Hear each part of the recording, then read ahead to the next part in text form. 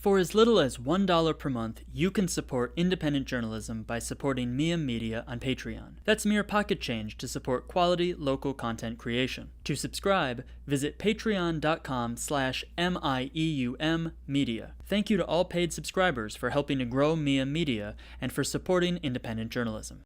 They do no fetal monitoring at all. No, they don't have a fetal monitor. They don't know if the baby's alive or dead when people are laboring. The patients labor on a cot with no cover, with no clothes on, and are just sitting there naked laboring in their own juices until the baby's head's crowning, and then the nurse delivers a baby unless she's bleeding or it won't come, and then they call the doctor and they do a C-section. Mary Zozulin has been an obstetrician gynecologist in Waterbury for nearly 30 years.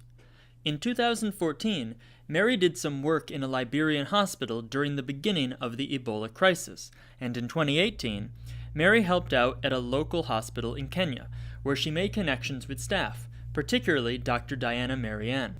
But when Mary returned to Waterbury Hospital, she realized that she could be of more help. They were building a new building, but they didn't have any beds, and they didn't know how they were going to use anything.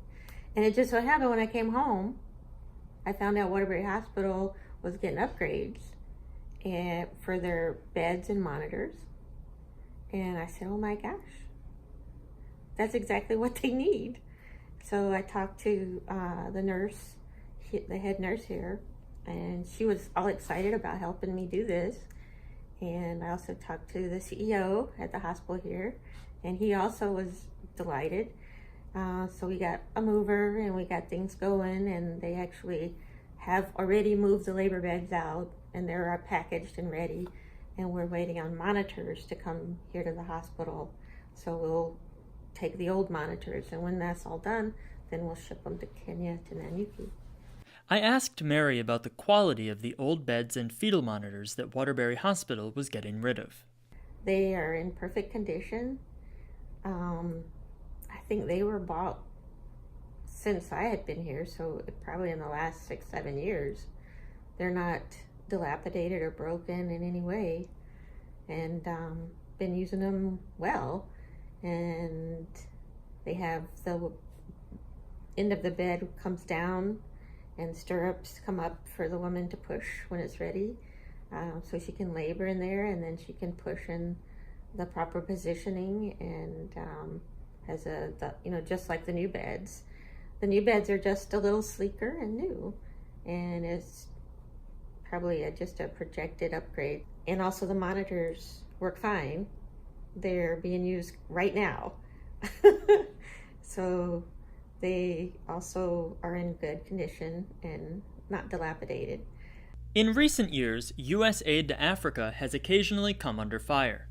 Critics charge that some well-intentioned charitable acts can disrupt local economies, provide inessential services, and fail to work with people within the communities they purport to help.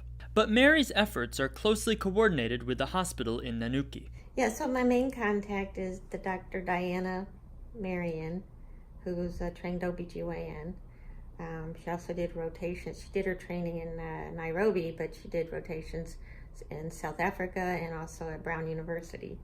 So she's very familiar with the U.S. The Ministry of Health for that area is also comes to the U.S. like monthly on different projects. I was glad to hear that Mary was working with people on the ground in Kenya and providing them specific tools that they said they needed. In addition, Mary has been working with more experienced humanitarians, such as Dr. Ralph Stroup of Yale University. And then they all know Dr. Stroup because he's been coming there for 10 years. So is his wife, who has a big project called Days for Girls, where they make menstrual pads that are reusable. They're made out of cloth, and they make these underwear where you put them in this pouch so the girls can go to school even on their period. And so that's been a really big thing all over the mid-Kenya area where Dr. Stroup is working. And they've made a sewing center, and the people there do it themselves. And part of what they check on is that everyone's doing okay with all that. While the fetal monitors and beds will be ready to send by the end of February, Mary is fundraising to pay for the shipping costs. here in Connecticut. This is a local mover. So he's storing the beds right now and not charging me anything for that. The estimated cost was $12,000. So the payment is going to be due before shipping. And the fetal monitors will come in February. And then it'll all be put together. And once that 40-foot container's on the ship, they need their money. And their estimate's about $12,000 to get it all the way to Nanyuki, which is a couple of 100 miles inland. Despite the difficulty of fundraising such a large amount of money, Mary seemed optimistic about her cause. The hospital is like the Mecca to everyone in the villages. So they want to hear that it is modern and it's doing everything possible to save moms and children. And the hospital is not up to that grade yet, and they want it to be. So with this possibility of sending the beds and monitors, they really jumped at it.